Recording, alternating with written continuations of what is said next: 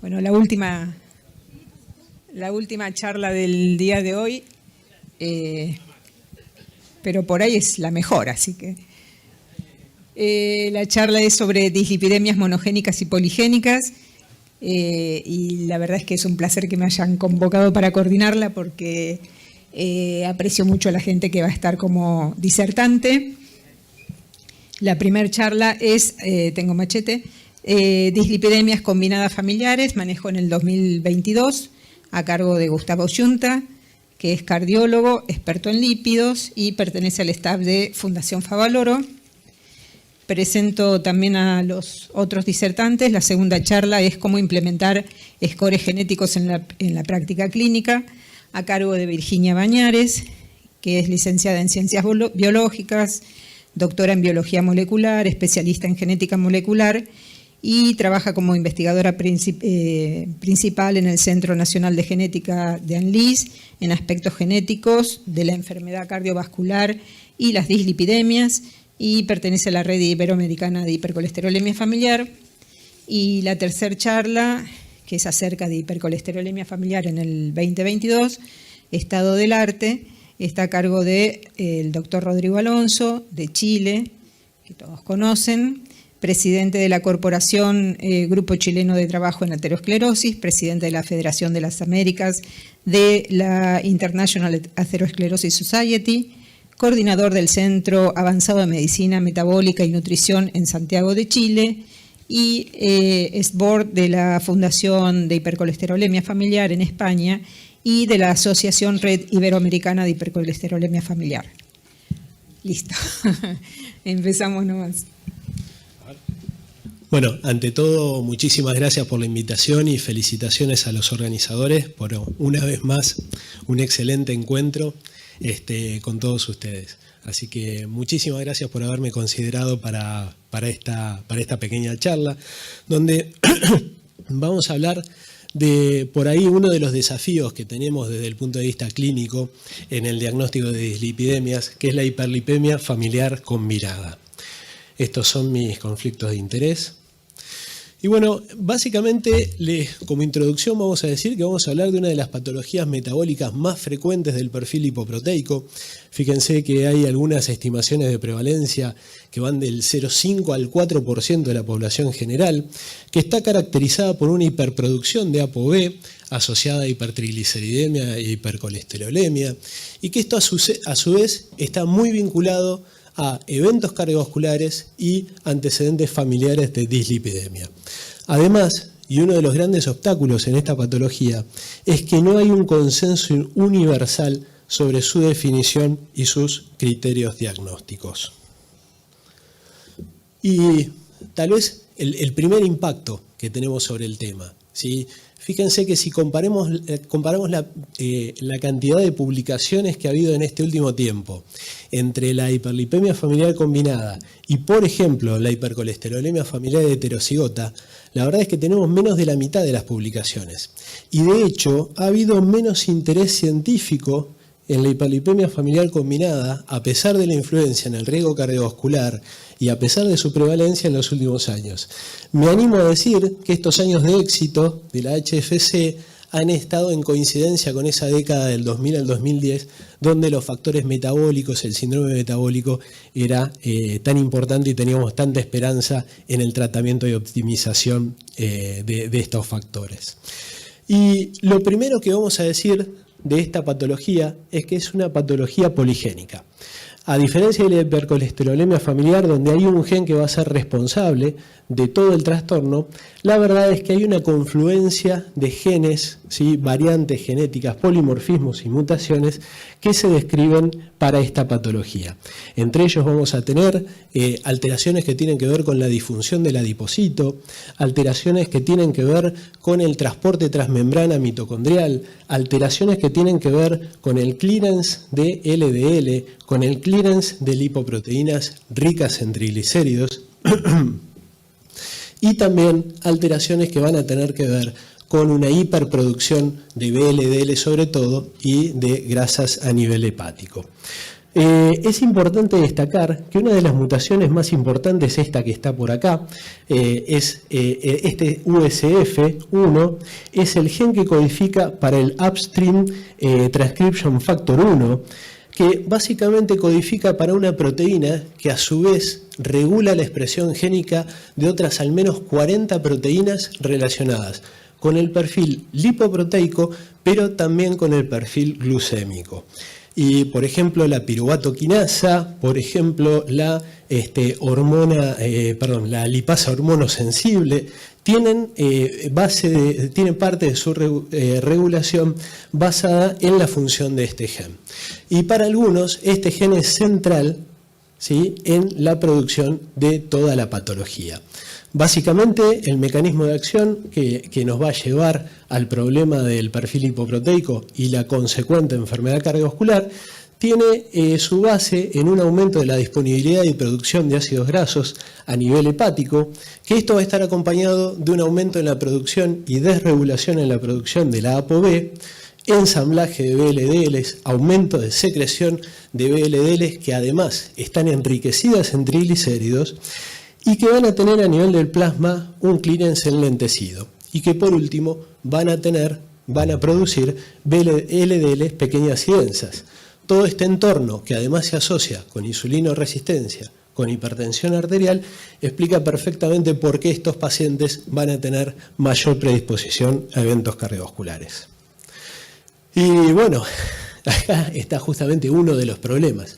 Fíjense que esta patología se describió por allá por 1973, una descripción simultánea de varios autores, y a lo largo de los años vemos cómo han ido cambiando los criterios diagnósticos, algunos incluyendo el antecedente de heredo familiar de enfermedad cardiovascular precoz, otros incluyendo y con mayor exigencia con respecto a lo que es el antecedente de trastornos lipídicos en la familia, diferentes percentiles para la calificación de triglicéridos o colesterol alto para ser considerada la presencia de la patología.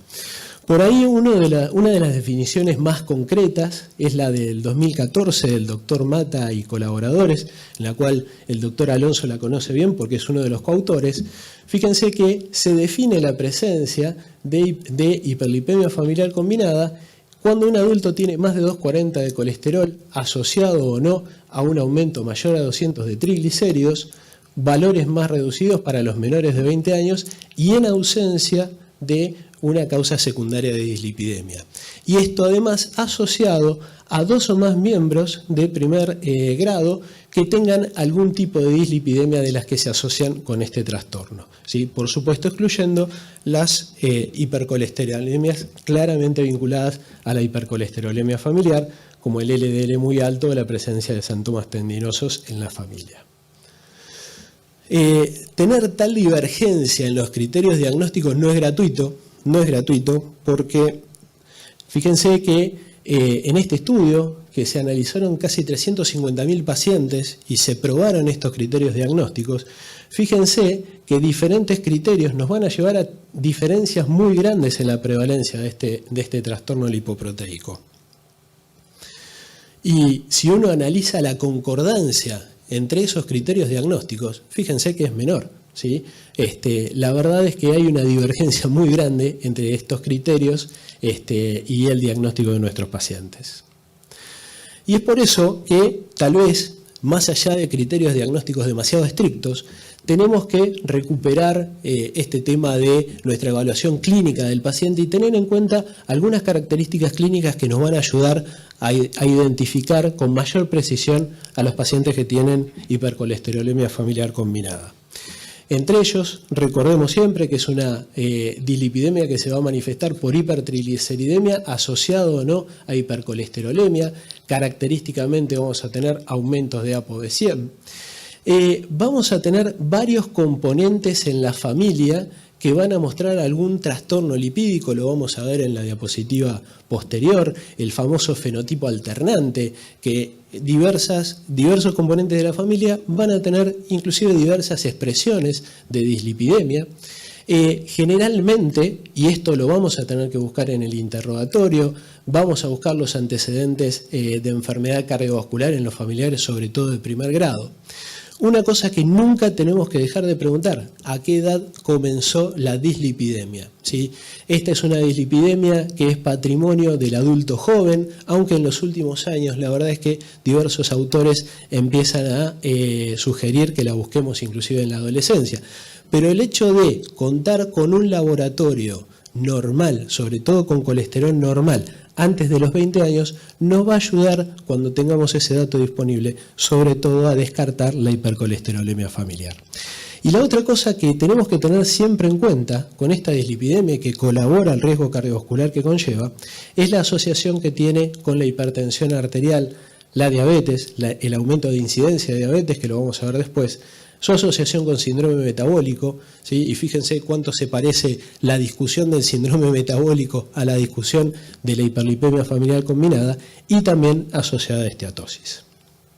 ¿Sí? De los primeros trabajos, fíjense, en 1973, el estudio, ¿sí? de estas familias, ¿sí?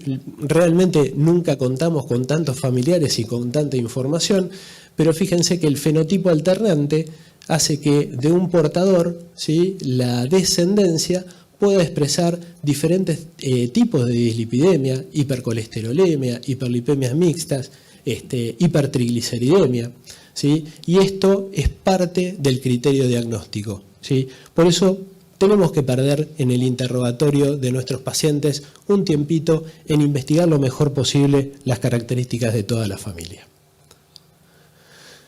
Como les decía, se habla, a pesar de toda esta discrepancia entre diferentes criterios diagnósticos, en una prevalencia general entre el 0,5 y el 4%. Pero cuando analizamos cuántos pacientes de los que tienen eventos cardiovasculares precoces cumplen criterios para hiperlipemia familiar combinada, vemos que esta patología puede llegar a ser responsable de más del 10% de estos casos. Y si además extendemos, ¿sí?, a una población de edad más amplia, hay estadísticas que inclusive nos dicen que la prevalencia de hipercolesterolemia familiar puede ser mucho más alta. Y acá un comentario, porque una vez que se diagnostica un infarto, ¿sí?, 80 de atorvastatina y se acabó la discusión de los lípidos. Y no es así, porque nos estamos perdiendo en estos pacientes el diagnóstico de algo que no solo afecta al paciente, sino que afecta a todo el núcleo familiar y que vale la pena que lo identifiquemos sobre todo en su descendencia. Por supuesto que todo esto no es gratuito y los pacientes que tienen diagnóstico o que cumplen criterios de hipercolesterolemia familiar combinada van a tener un riesgo entre 2 y 10 veces más alto de tener un evento cardiovascular en los próximos 20 años que gente de su misma edad. Solamente por mostrar algunos de los estudios más interesantes que resaltan esto. Este es un estudio de más o menos unos 600 pacientes, entre los cuales se comparó en un seguimiento a largo plazo, fíjense, más de 15 años, una comparación entre los pacientes portadores de hiperlipemia familiar combinada, sus familiares que no tienen la dislipidemia y las parejas de estos pacientes. Y fíjense que los portadores de este rasgo van a tener un riesgo incrementado, inclusive van a evolucionar prácticamente como pacientes de alto riesgo cardiovascular, comparados con sus parejas y los familiares que no portan la dislipidemia. Es interesante destacar que en este trabajo el score europeo, el puntaje de score europeo, no logró diferenciar a los pacientes con hiperlipemia familiar combinada y que esto se dio a pesar de que había prácticamente 2/3 de los pacientes bajo tratamiento. Incidencia de diabetes es otra de las cosas que está asociada a este rasgo, a este perfil metabólico, lo explicamos. Y fíjense, en un diseño parecido, en los años posterior, el mismo grupo muestra cómo aumenta la incidencia de diabetes con un hazard ratio que es superior a 6. La verdad es que ignorar esta patología no es gratuito. Y este es un estudio muy interesante, es un estudio canadiense, que ellos identificaron 263 pacientes con antecedentes de haber tenido enfermedad coronaria precoz. Y fíjense que en esta gente ellos pudieron identificar pacientes con hipercolesterolemia familiar, con LPA elevada, pacientes que tenían hiperlipemia familiar combinada y pacientes en un grupo de referencias con ninguno de los tres rasgos. De estos grupos de pacientes, los que menos control tenían sobre su LDL colesterol, sobre su colesterol no HDL y sobre ApoB eran los pacientes justamente de hipercolesterolemia familiar combinada, y es que posiblemente esta sea la consecuencia de de la poca publicidad por ahí que tiene esta patología y de las dificultades diagnósticas que tenemos. Bien, cuando uno se va a las guías de prevención y quiere decir qué es lo que tenemos que hacer con esto, la verdad es que cuando uno mira el algoritmo del American Heart del 2018, no le encuentra por ningún lado a la hipercolesterolemia familiar, a la hiperlipemia familiar combinada. Y lo que pasa es que está bien escondida, porque en realidad, si uno va siguiendo este algoritmo, posiblemente se quede con su paciente entre un bajo y un moderado riesgo. Sin embargo, está reconocida la patología, al menos en parte, en estos moduladores de riesgo, como la historia familiar de antecedentes heredofamiliares, de antecedentes vasculares, la persistencia de LDL por arriba de 160, la hipertrigliceridemia, la elevación de ApoB, son todos componentes que nos resultan conocidos de esta hiperlipemia familiar combinada, que sin embargo acá no está establecida como una entidad en sí. Por lo tanto, esto nos permitiría calificar a estos pacientes tal vez en un riesgo intermedio, donde una herramienta de estratificación de riesgo secundaria como la búsqueda de ateromatosis subclínica tal vez sumara un poquito más. Si uno toma un abordaje desde las guías europeas, algunos autores sostienen que los pacientes con este rasgo en el perfil lipoproteico corresponderían al grupo de alto riesgo, particularmente a este, en el que reconoceríamos el alto riesgo por un factor de riesgo marcadamente elevado. Sin embargo, no tenemos, por supuesto, mayor sustento que esta postura de opinión de expertos, pero podríamos decir que estos pacientes terminarían agrupándose entre un riesgo moderado y alto, con objetivos de LDL entre 100 y 70, con una postura incierta, por lo menos desde las guías, sobre si tenemos que buscar o no ateromatosis subclínica.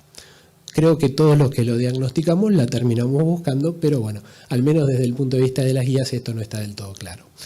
Por supuesto, no solo es el colesterol LDL el que nos va a preocupar, aunque posiblemente sea nuestra principal preocupación, sino que también vamos a tener que tener en cuenta estos casos en los cuales la dislipidemia está caracterizada por concentraciones muy elevadas de triglicéridos, en los cuales, sobre todo el uso de fibratos y en segundo lugar ácidos grasos omega 3, nos tienen que sacar de esta condición para caer en esta otra, donde vamos a tener en cuenta nuevamente los objetivos de LDL y los objetivos de colesterol no HDL, priorizando particularmente el uso de estatinas y ezetimibe.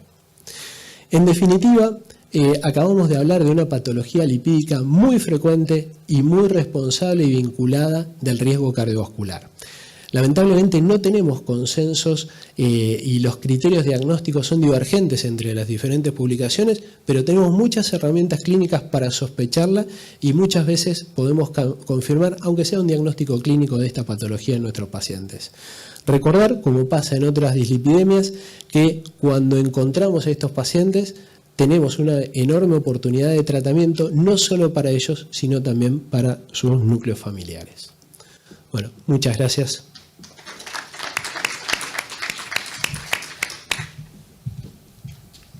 Bueno, buenas tardes. Quiero agradecer a los organizadores por convocarme y, bueno, me toca la pregunta de cómo implementar scores genéticos en la práctica clínica.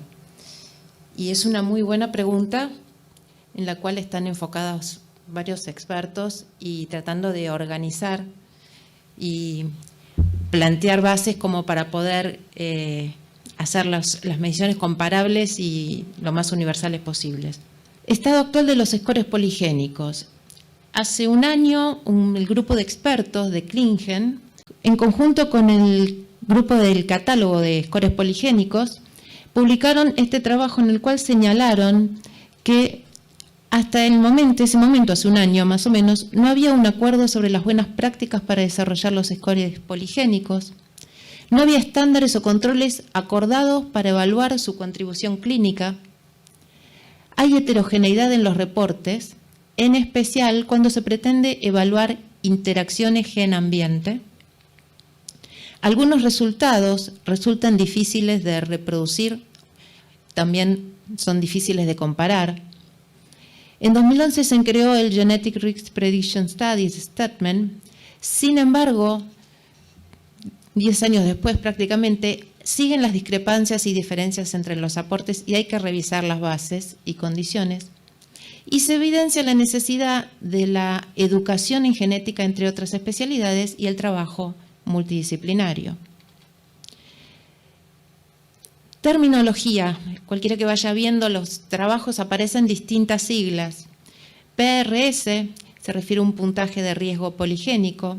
Otras veces aparece GRS. Y esta G puede ser de Genetic o de Genomics. Puede ser un puntaje de riesgo genético, un puntaje de riesgo genómico. Lo importante es que más allá de cuál sea, se consideran que son todas equivalentes. Y también aparece PGS, que quiere decir puntaje poligénico en forma más general, más global.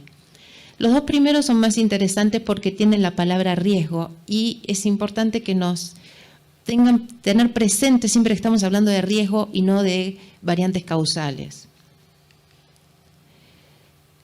¿Cuál es el objetivo? ¿Qué objetivo tiene un score poligénico? ¿Qué son? El fin de los scores o puntajes genéticos es la prevención de enfermedades y sus complicaciones. Y en la prevención es clave la detección temprana de riesgo junto con la mitigación del mismo. Y aquí es donde la genética es, digamos, la reina en el aspecto temprano, porque los alelos que se ven, los distintos RS, los distintos LOCI, no van a cambiar nunca. Es decir, que estas evaluaciones pueden hacerse tanto al nacimiento o en cualquier momento de la vida y el resultado va a ser siempre el mismo. Los scores poligénicos son la sumatoria ponderada del riesgo conferido por múltiples SNVs asociados a enfermedades, y los SNV son variaciones, son mutaciones, variaciones genéticas de una sola base nucleotídica en la secuencia del ADN.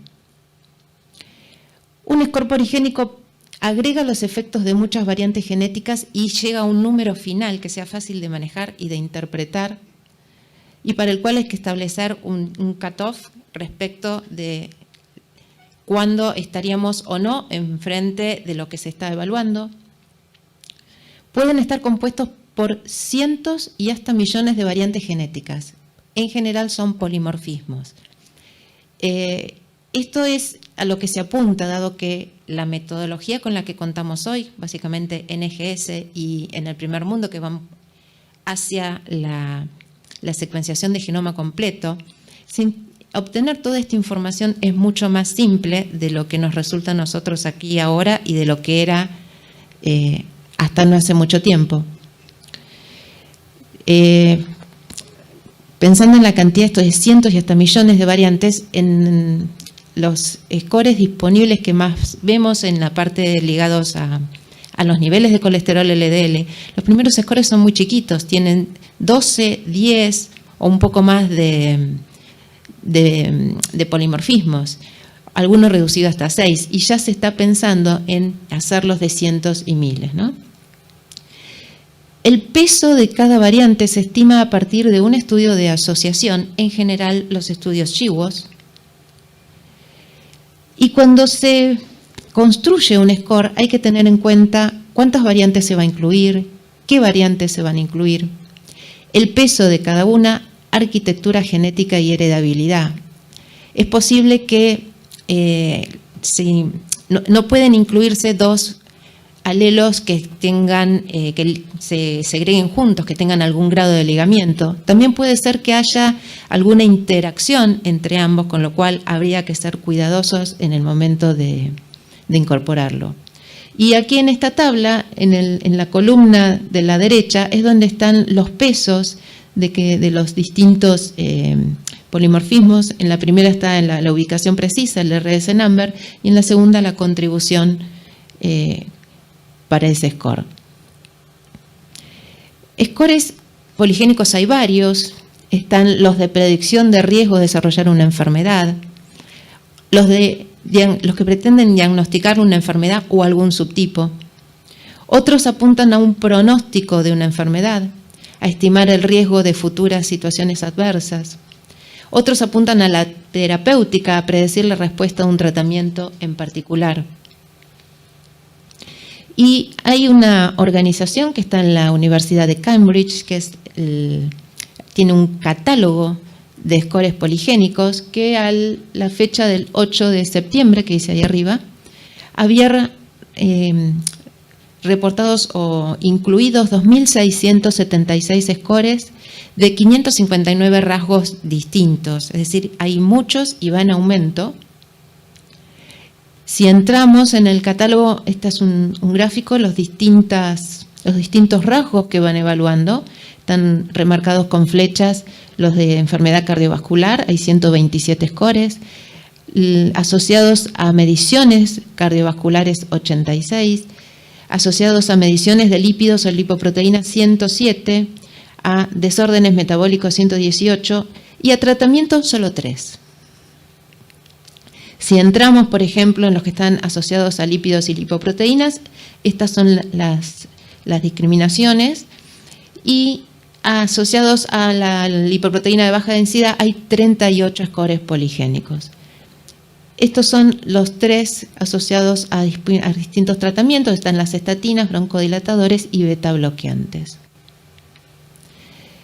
Algo importante para tener en cuenta en el origen de las enfermedades. Perdón, paso ahí. El origen genético puede ser monogénico o en creciente complejidad poligénico. Cuando estamos frente a una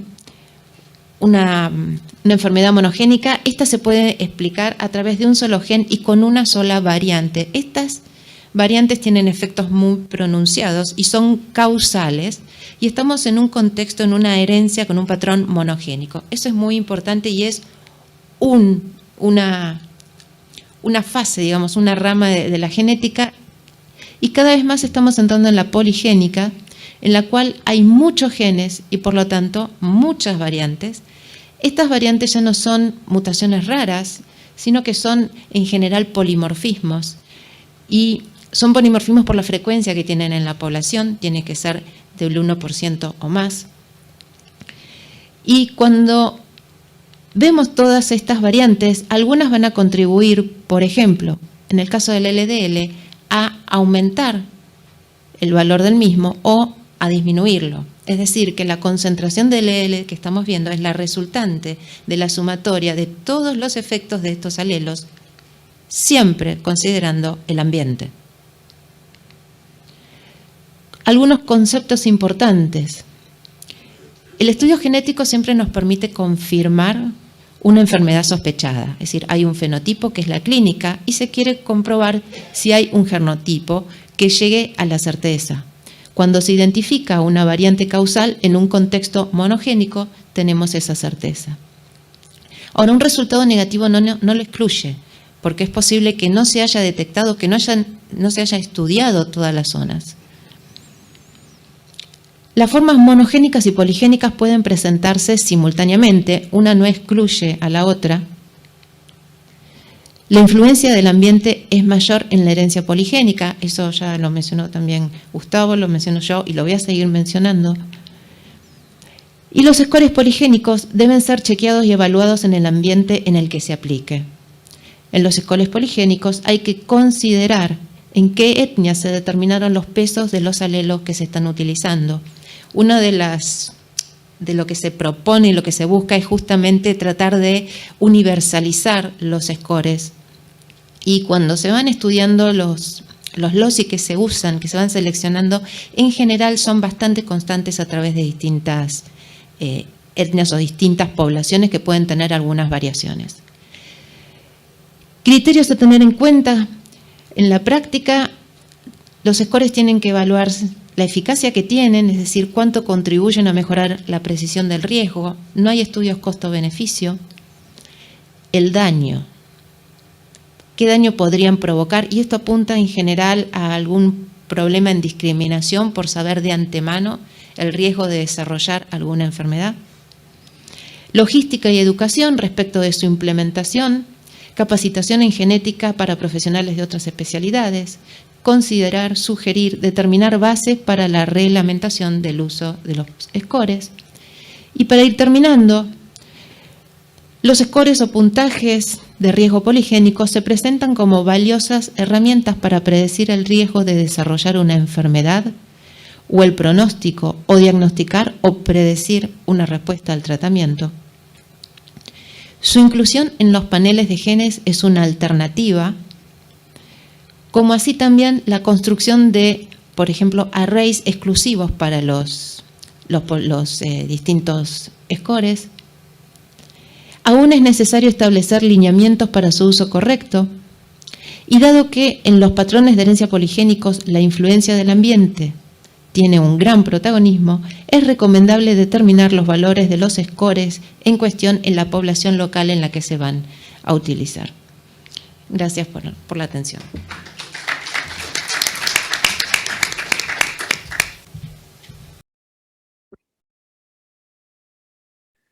Hola, buenas tardes. En primer lugar, quiero agradecer al comité organizador de SAL 2022 por esta invitación. Me habría gustado estar con ustedes presencial, pero no ha podido ser. Y bueno, se me ha pedido que hable en estos 15 minutos de hipercolesterolemia familiar 2022 y dar algunos tópicos que considero o he considerado que pueden ser de interés para todos nosotros. Para esta conferencia no tengo conflictos de interés. Bueno, en primer lugar, recordar que cuando hablamos de hipercolesterolemia familiar estamos hablando de una enfermedad monogénica que afecta principalmente a genes relacionados con el catabolismo de las lipoproteínas de baja densidad. Más del 90% son causadas por mutaciones en el gen del receptor LDL, pero también tenemos mutaciones en el gen de la ApoB y en PCSK9 y en otros genes que están cada vez estudiándose más.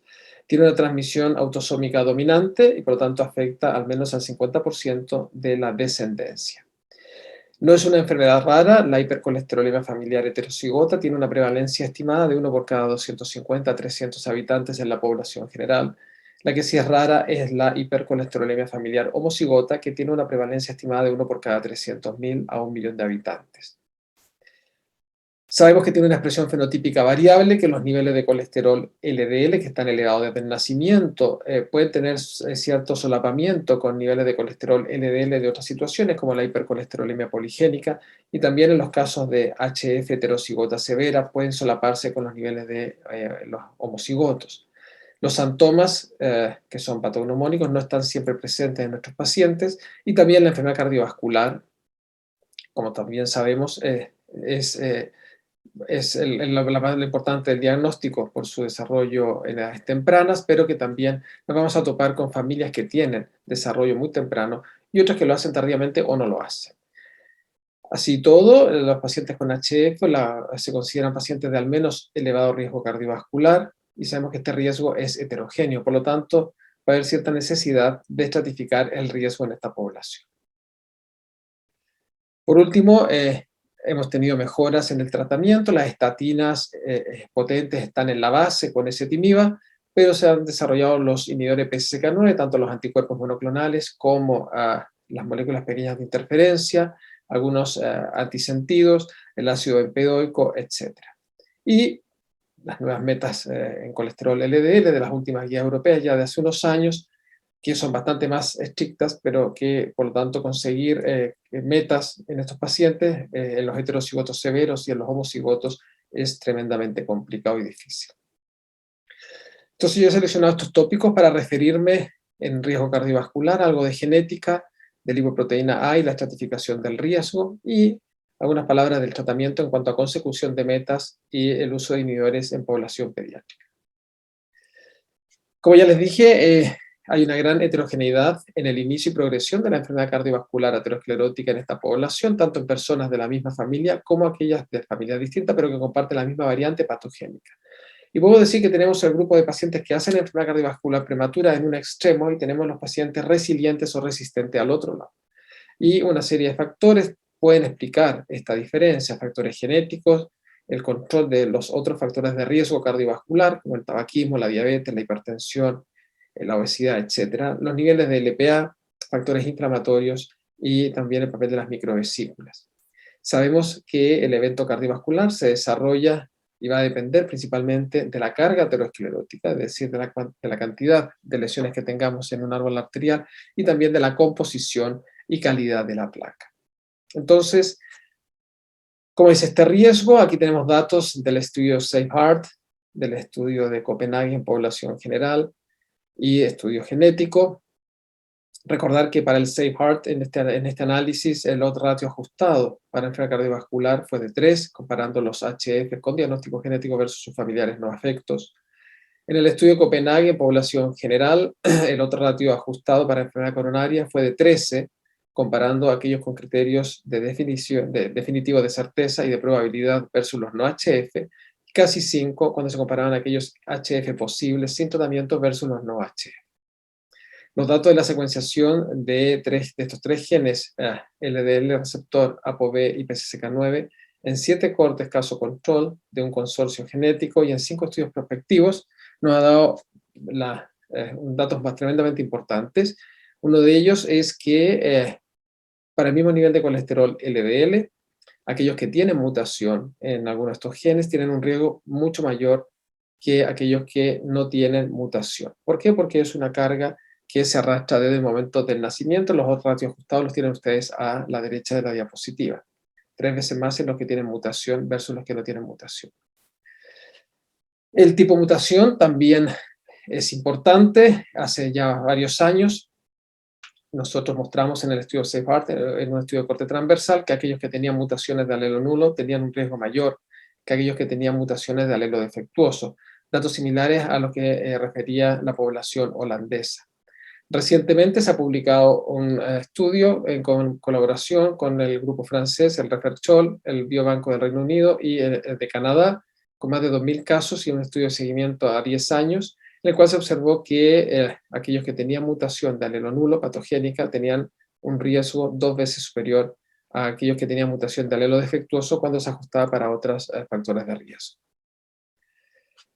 En relación al score poligénico, recordar que el score poligénico surge cuando se estudian aquellos casos con criterios clínicos de hipercolesterol familiar y no se encuentra mutación en ninguno de estos 3 genes importantes.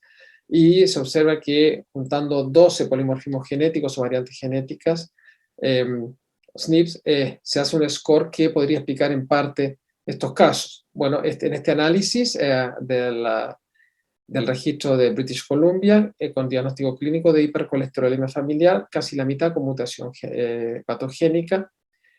Lógicamente, los que tienen mutación patogénica suelen tener niveles de colesterol más elevados que los que no tenían mutación y tenían el score poligénico.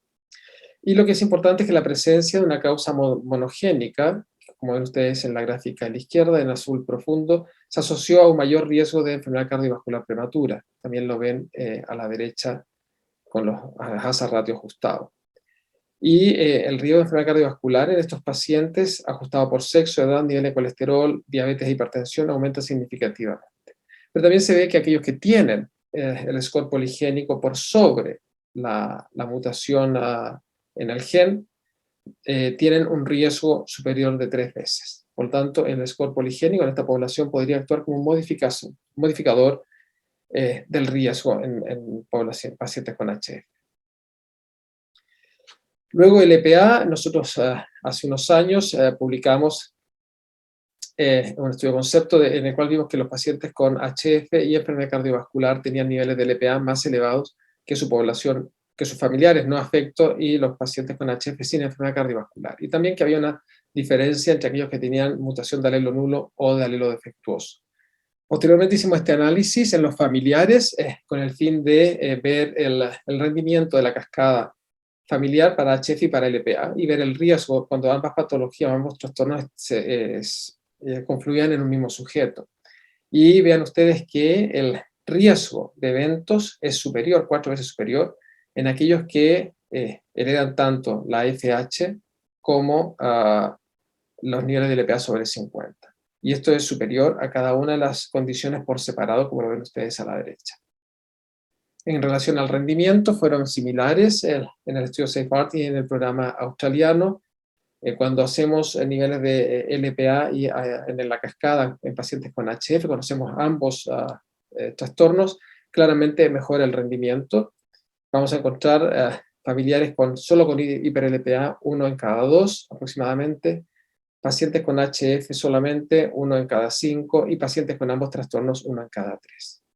Por lo tanto, el mensaje es que cuando tenemos un paciente con hipercolesterol familiar y lo tenemos genotipado y vamos a hacer la cascada familiar, tenemos también que hacer la cascada familiar de LPA. Este es otro tema que ha tomado interés en los últimos años, que es la carga acumulada, compuesta tanto de colesterol LDL y colesterol LPA.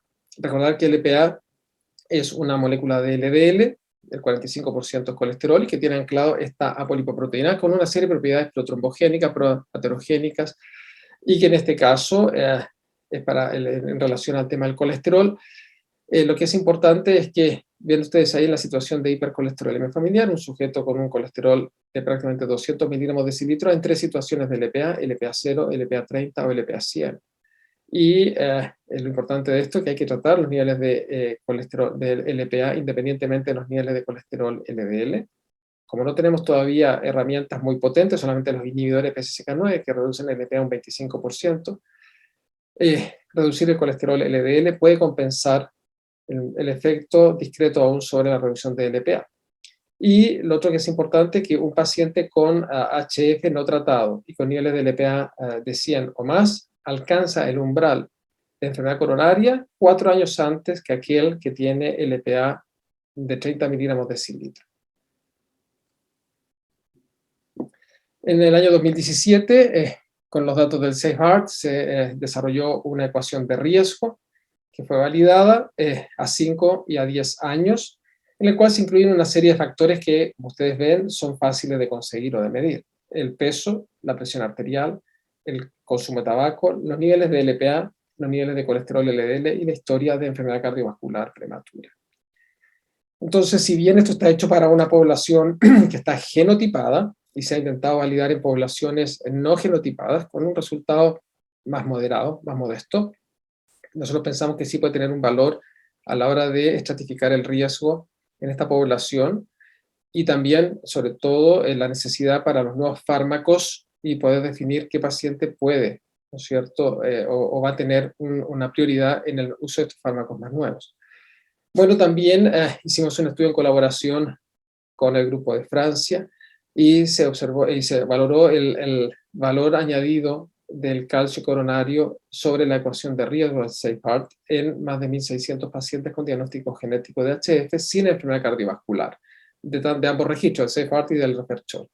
Entonces ven ustedes a la izquierda que cuando incorporamos el calcio coronario, el riesgo aumenta significativamente de forma importante de 4 veces a 32 veces cuando está sobre 100. Al medio tenemos el riesgo en función a la ecuación de Safe Heart solamente. El riesgo es casi 3 y casi 4, en riesgo intermedio y riesgo alto. Y cuando combinamos ambos, mejora significativamente la predicción de eventos por sobre el de la ecuación, de 5 a 15.3, comparado con aquellos que tienen bajo riesgo. Y otro tema importante es que mejoró la clasificación neta, la reclasificación neta hacia un riesgo superior en un 45%. Por lo tanto, nos permiten ambas herramientas, la ecuación de riesgo y medir el calcio coronario en esta población, detectar aquellos que van a tener un riesgo mucho mayor que otros de hacer un evento en el seguimiento. Y esto nos lleva a hablar brevemente de los que son resistentes o resilientes en un estudio publicado ya hace un par de años. En pacientes sobre 60 años, el ser mujer con niveles de LPA bajos significaba un menor riesgo de hacer enfermedad cardiovascular en el tiempo. En este análisis en población sobre los 80 años, en el seguimiento, el único factor que resultó positivo discriminador fue la ecuación de riesgo. Una ecuación de riesgo, ven ustedes, en los resistentes fue más baja significativamente que comparado con los que eran no resistentes o habían hecho alguna enfermedad cardiovascular a esa edad. Brevemente recordar que estos pacientes entonces tienen un riesgo cardiovascular heterogéneo, pero que se clasifican en de alto riesgo si no tienen otro factor de riesgo mayor y de muy alto riesgo si tienen enfermedad cardiovascular o algún otro factor de riesgo cardiovascular mayor. Y tenemos unas metas que son bastante exigentes, la reducción del 50% del colesterol y un LDL por debajo de 55 en el muy alto riesgo y por debajo de 70 en el alto riesgo. Valores que son tremendamente difíciles de conseguir en pacientes con hipercolesterolemia familiar homocigota y en los heterocigotos severos. La reducción del 50% es más fácil. Los datos del estudio SAFEHEART, que presentamos recientemente en el Congreso Europeo, el uso de inhibidores de PCSK9, de anticuerpos monoclonales, por sobre el tratamiento con estatina de alta intensidad con o sin ezetimiba, produce una reducción en colesterol LDL del 58%, y vean ustedes cómo el 77% de la población consigue las metas del 2016, y un 48%, uno de cada dos sujetos, consigue las metas del 2019. Por supuesto, todavía queda mucho trabajo por hacer, pero es un gran avance a lo que teníamos hasta hace 5 o 10 años atrás. También analizamos la persistencia al tratamiento con inhibidores, y la persistencia es bastante buena, sobre el 96% de estos pacientes al cabo del seguimiento de más de 5 años, siguen aún persistentes al tratamiento con inhibidores. El 87% mantiene la dosis y la frecuencia de administración indicada inicialmente, un 10% cambia de dosis y un 3% cambia de anticuerpo monoclonal. Y por último, para terminar, los datos del estudio Hauser-Olé, población pediátrica adolescente, el 66% con diagnóstico genético, que recibieron 420 miligramos al mes sobre estatina con o sin ezetimiba por 80 semanas adicionales. Este fue un estudio de seguimiento abierto de una rama, posterior al estudio de 24 semanas del Hauser Randomized Clinical Trial. Bueno, se obtuvo una reducción en colesterol LDL del 35%, y el 63% lograba un colesterol LDL por debajo de 130 al finalizar el estudio, con muy buena tolerancia, sin efectos en el crecimiento, hormonas, desarrollo neurocognitivo, etc. Bueno, muchas gracias por su atención y espero poder compartir con ustedes las inquietudes, comentarios o preguntas. Ok, ahora sí. No sabía si había mucha demora. Bueno, muchas gracias por tu charla. No sé si alguien del público tiene alguna pregunta para Rodrigo.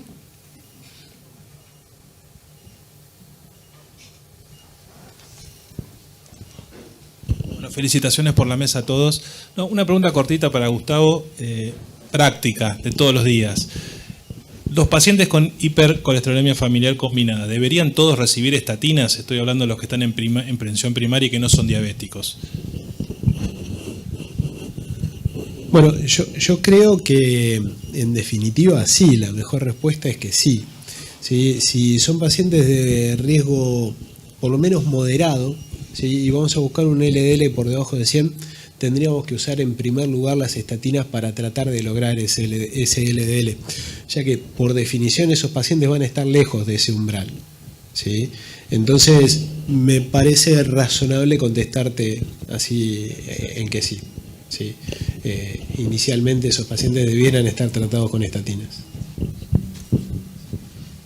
¿Puedo agregar una cosa, no? ¿Me escuchan? Sí. Mira, esa, si me escuchan, es una muy buena pregunta, porque como el nombre lo dice, es una hiperglicemia familiar, entonces también tiene una base genética que aparece más tardíamente que la hipercolesterolemia familiar, pero tiene una base familiar con mucha agregación familiar de enfermedad cardiovascular prematura también. Es cierto que el fenotipo es un poco distinto porque es una hiperglicemia mixta, pero ya sabemos que en esta hiperglicemia mixta igual hay que manejar el LDL, por lo tanto, si consideramos que tienen un riesgo al menos moderado o alto, la mayoría de estos pacientes van a requerir estatina de base. ¿Se escuchó, no? Sí, se escuchó perfecto, y ya que estás hablando del tema, les hago una pregunta a los tres. En pediatría vemos menos dislipidemias combinadas familiares, por razones obvias, se presenta alrededor de los 20 años, o si hay obesidad severa, por ahí a veces vemos cuadros. Mi pregunta es si en la charla Gustavo habló de que en los últimos años se habla menos de la hipercolesterolemia combinada familiar. Y yo me pregunto si no estaría dentro de las poligénicas, si hay algún motivo para seguir separándola como una entidad distinta a una hipercolesterolemia poligénica. Yo si quieres tengo opinión. Yo creo que son entidades distintas, porque la hiperlipemia familiar combinada va por una vía genética y metabólica diferente a la hipercolesterolemia poligénica per se. Es cierto que pueden solaparse los fenotipos en algún momento, pero la familiar combinada, como bien dijo Gustavo, tiene todo el tema de la ApoB, hay colesterol y triglicéridos elevados. Tiene, por supuesto, pueden haber factores poligénicos que estén afectando y está claro que no tenemos un gen único como en la hipercolesterolemia familiar que sea claro y categórico, ¿no? Pero hay una gran agregación familiar y es distinta a la poligénica en cuanto que tú ves agregación, igual que en la hipercolesterolemia familiar, hay mucha agregación familiar tanto en sentido vertical como horizontal. O sea, yo creo que es que cuando uno ve el árbol familiar y ve hipercolesterolemia mixta, sí, con un componente, un fenotipo, de repente con más obesidad abdominal, a veces se confunde, ¿no? Entonces la gente dice, tiene síndrome metabólico, tiene que ser resistencia a la insulina y ya está, y ahí lo dejó. Pero cuando pregunta antecedentes familiares, claramente ve que hay dislipidemia en la mitad de los familiares. O sea, hay una transmisión autosómica dominante o codominante. Yo creo que hay un solapamiento importante seguramente en algunos de estos diagnósticos, sobre todo porque muchas veces sentado en el consultorio uno carece de toda la información familiar. Creo que hay algunas cosas que a veces en algunos pacientes van a hablar más de una hipercolesterolemia poligénica, como por ejemplo que es un LDL alto, no tan asociado a la presencia de hipertrigliceridemia, la poca representación de dislipidemia en la familia, pero la verdad es que seguro que nos estamos comiendo pacientes al no tener una forma de generar un diagnóstico concreto. Y sí, yo creo que algún componente poligénico obviamente hay, no tiene un patrón de herencia monogénica, ahora no tiene por qué ser el mismo, habrá que ver más adelante, ahora que entramos en la era genómica y que haya más información, yo creo que se va a ir encontrando algún patrón poligénico, se van a identificar los componentes. Sí, o alguna conjunción, habrá que ver si comparten, no comparten, pero origen poligénico aparentemente hay. Es decir, monogénico no es, eso estamos seguros, así que muchas veces es por descarte a veces, ¿no?, que se hace poligénico. Recién ahora están las herramientas como para poder decir es poligénico con todos estos scores que están surgiendo.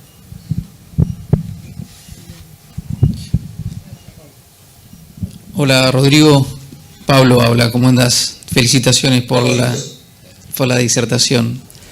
Te hago una pregunta puntual en función de la utilización del score de calcio en HF, porque se ha planteado que todo paciente con HF debería recibir obviamente estatina más o menos ezetimibe, pero como el acceso muchas veces a fármacos de alto costo se hace difícil, se ha planteado la utilización del score de calcio para ser más exigente en el descenso del LDL, y si uno pudiese tener un score de calcio de 0, ser un poco más permisivo en la utilización de un tercer fármaco, como un inhibidor de PCSK9 o inclisiran o cualquier otro fármaco, más allá de estatina o ezetimibe.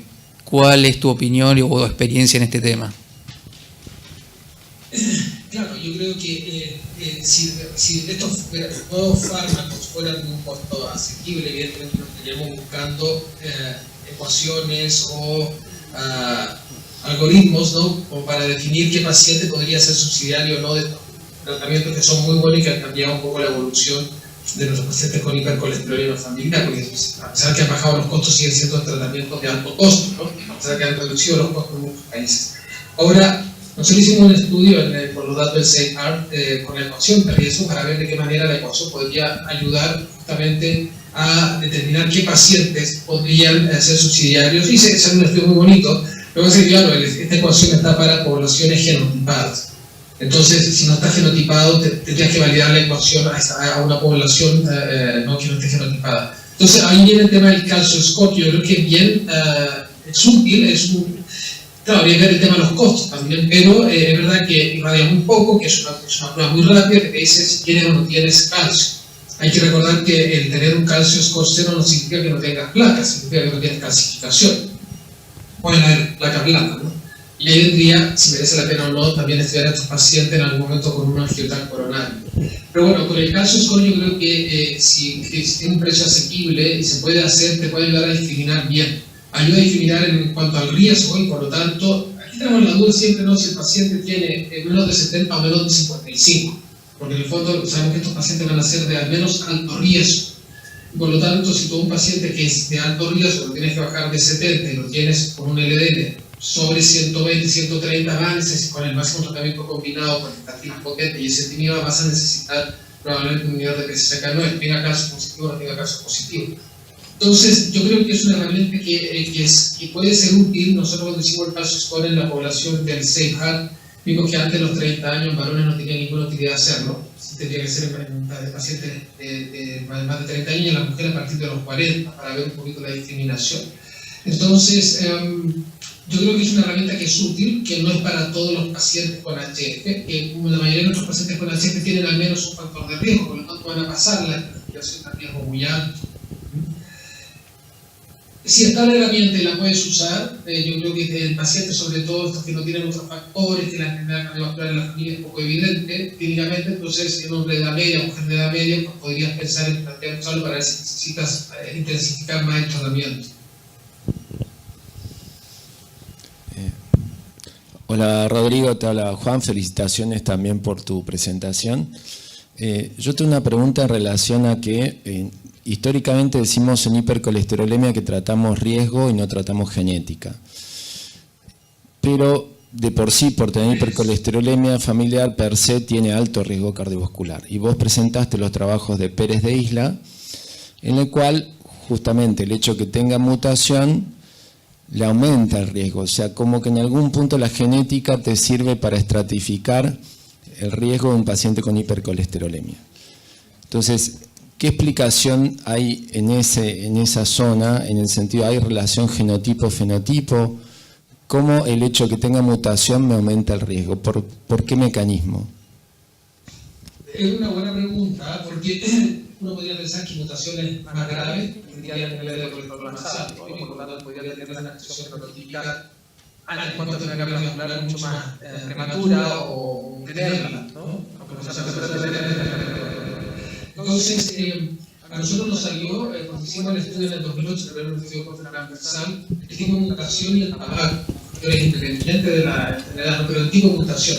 Ahora hay que pensar, y esto lo sabrá mejor Virginia, ¿no? Y lo podrá decir con más claridad, que hay tantas mutaciones distintas en el gen, algunas son antipatogénicas que están muy bien clasificadas como de alelo nulo o de alelo defectuoso, y otras que no.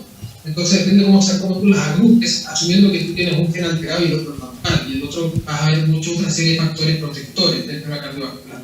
Hecho para el tipo de mutación. Y a mí me gustó mucho que el estudio el último publicado por el grupo de Francia, en colaboración, pues haya mostrado que clasificando las mutaciones, el alelo nulo, el alelo diferente, mostraban ellos en un estudio prospectivo que hay una disminución, o sea que hay una diferencia en el riesgo dependiendo del tipo de mutación. Hecho por la nula o defectuosa, y el otro es, ¿tengo mutación o no tengo mutación? Y eso, claro, la explicación clásica es que, bueno, que cuando tú ya encuentras una mutación clara, categórica, la hipercolesterolemia está presente desde el momento que nace. O sea, eso viene de cuando tú la detectaste y ya es tarde, ya la persona tiene el colesterol acumulado muchos años. A diferencia de las hipercolesterolemias poligénicas que pueden aparecer más tardía, y ese es el estudio que se hizo con la secuenciación del consorcio americano.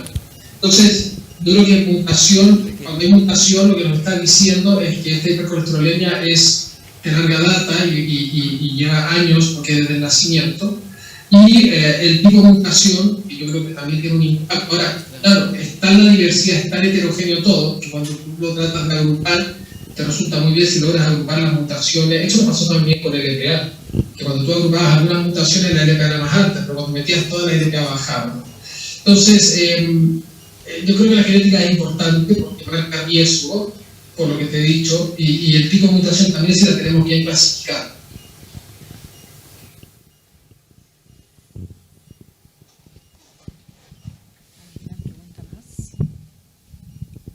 No sé si hay alguna pregunta que hayan hecho de afuera, de los que están mirando.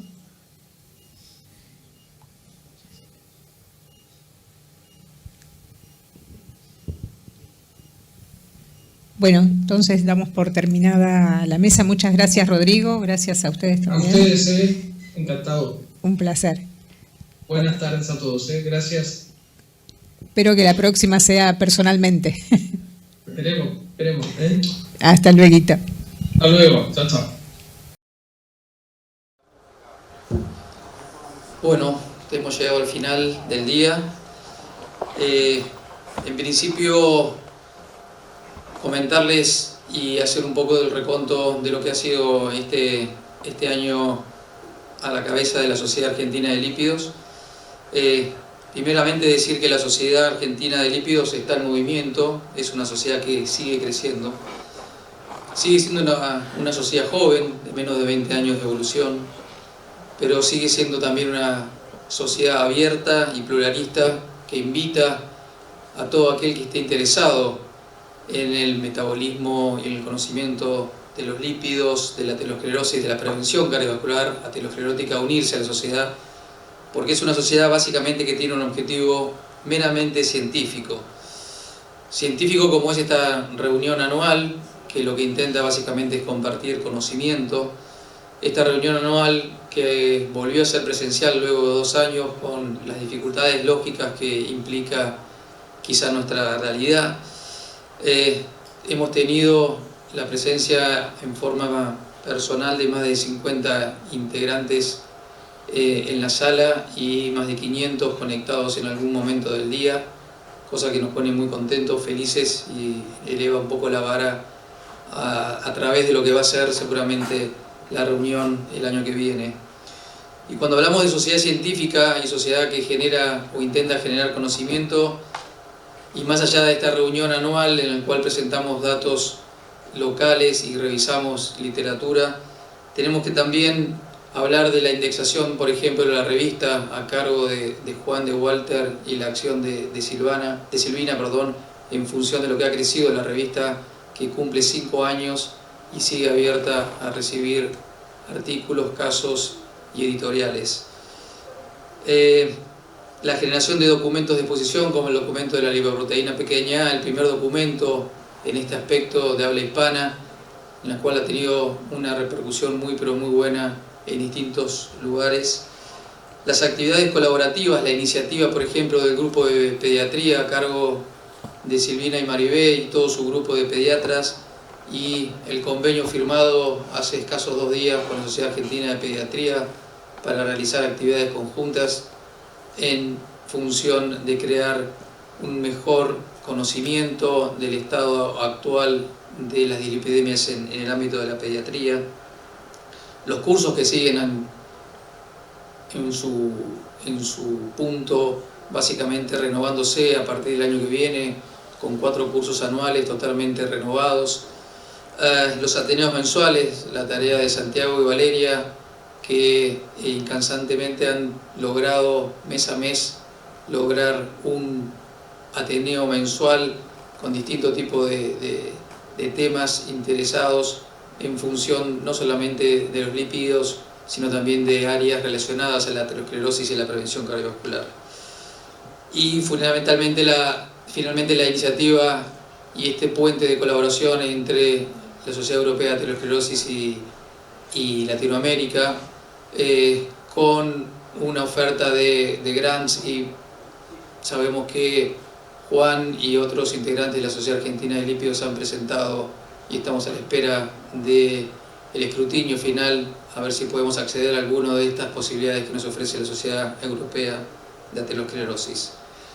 Para finalizar, agradecer a los que han venido, a los que se han conectado, a nuestros socios, a nuestra comisión directiva fundamentalmente, que ha trabajado para que esto se logre, a la industria farmacéutica que ha permitido en parte que esto se pueda desarrollar, y fundamentalmente entonces invitarlos para que el 21 de septiembre del 2023, ya con fecha confirmada, podamos tener una reunión netamente presencial, superando probablemente lo que ha sido esta primer reunión festejando los 20 años de la Sociedad de Lípidos totalmente presencial. Muchísimas gracias a todos y los esperamos el año que viene.